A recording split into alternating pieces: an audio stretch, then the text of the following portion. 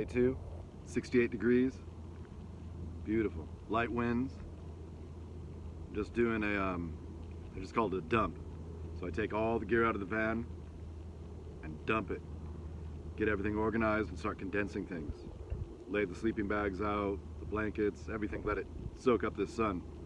Because it's been, you know, Oregon wet, cold, damp. So I get everything out and take advantage of this. Beautiful. Nature's drier. I'll show you what I'm doing. So when I talk about condensing, I'm talking about this kind of stuff. So this is my instant coffee. Glass jars, plastic bag. These go away. I'm condensing. I had like a dozen of these that I was gifted. Well, I don't need a dozen of them. I'm gonna keep one because it's convenient to take. But all the other ones I opened and poured into the larger water bottle. So that's all out of here, condensing, making room. Here you can see I set up the little REI tent. I bring it with me everywhere, it weighs nothing. Literally, I think I weighed it once, I think it was like 1.5 pounds. I set that up as a placeholder. I use it for security too, because it's an illusion. Now you don't know, is there somebody in the tent, somebody in the van? Now you gotta look at two different places. If you're looking to rob the camp or come in, who knows? But I leave that here also as my placeholder. While I'm gone, when I take the van, you hope nobody comes and just swoops everything up and steals it, but not much you can do. Kitchen set up. I've got the Coleman run up to the propane on top of the van, which I showed in the video yesterday. But these Rubbermaid bins are a game changer. Big time. The whole goal when you're living in a van or a vehicle, you're not actually living in the van or the vehicle. You want to be living outside of the van or the vehicle, if that makes sense.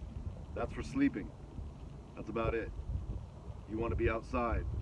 So this opens up a whole new world of possibilities. This big one I know is $88. This one I think is like $68. I was at the Goodwill bins, I scored these for $5 a piece. Incredible deal. And it's changed everything because I've got all my food in there. So you roll up, and again, you're living outside of the van. So you can grab all your stuff, pull it out. While you're traveling, it's a little awkward because the van's packed, but you've got to have that end game in sight. And when you get there, you're gonna boom, boom, boom. All organized, easy peasy. This is another mega score from the bins, $5. It's a 1980s reproduction of the vintage Coleman steel coolers. It's got the beautiful lock on it. This lives up on top. You can see here it's all full of food. On this trip I left town with about, I know it was about $500, $550 worth of food. Because the other big goal is you want to get to your spot and never leave, right? I try and go in once a month to get supplies. Because if not, you're burning up gas. It's no good. You got to think of it like you're on a ship. So you got to load that ship up, you set sail, you're out in the middle of the ocean, you're not going anywhere. You got what you got. So you got to get that mentality that once you're there, boom, you're staying. If there's an emergency and you have to run in for something, medicines or whatnot, no problem. But a lot of people, even when I first started, you know, I'd get to camp and then, okay, well, I got to run and get meat. 5 miles in, 5 miles back. Then I go, oh, I want ice. 5 miles in, 5 miles back. And it never ends. And you're just burning through money, gas. So if you just slowly get into it where you're packing heavy, it's going to be real uncomfortable in the beginning because you'll be crammed in there.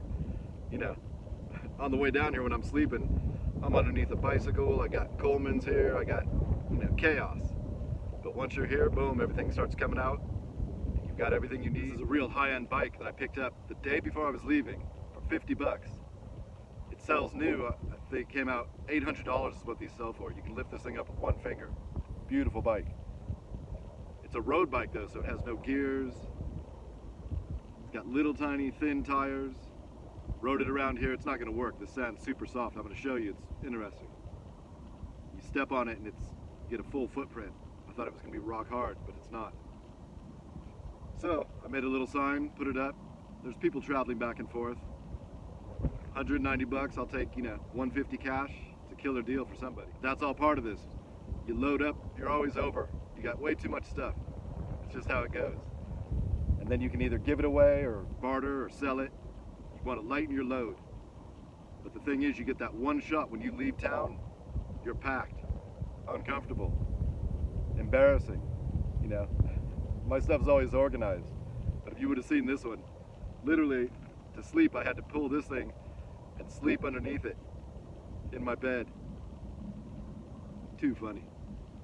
But it's an asset. It's here. I guarantee you I'm gonna get 150 bucks for it. Somebody's gonna want it. There you go. Interesting to me. I'm learning all this. It's new to me out in the desert. So I'm real excited to, you know, practice all my survival skills that I learn and teach. But I thought this ground would be rock hard. If you can see, I mean, look at this.